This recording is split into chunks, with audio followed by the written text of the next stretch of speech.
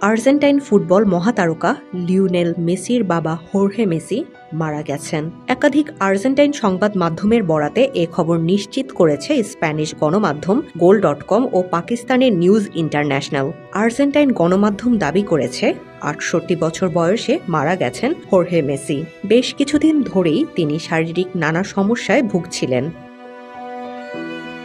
গত জুনে বিশ্বকাপে আলজেরিয়ার বিপক্ষে আর্জেন্টিনার হয়ে গোল করার পর আবেগ আপ্লুত হয়ে পড়েছিলেন মেসি। ম্যাচের পর নিজের কান্নার কারণ জানাতে চাইলে তিনি জানিয়েছিলেন এর সঙ্গে ফুটবলের কোনো সম্পর্ক নেই এবং তিনি কয়েকটি কঠিন দিনের মধ্য দিয়ে যাচ্ছিলেন। এরপর মেসির বাবার শারীরিক অবস্থা নিয়ে নানা খবর ছড়িয়ে পড়ে। বিষয়টি নিয়ে সে সময় মেসি পরিবার এক বিবৃতিতে জানায় হোর্হে মেসি স্বাস্থ্যগত সমস্যায় ভুগছেন এবং চিকিৎসকদের পর্যবেক্ষণে রয়েছেন। পাশাপাশি তার ব্যক্তিগত বিষয় নিয়ে গুজব ও জল্পনা না ছড়ানোর আহ্বান জানানো হয়।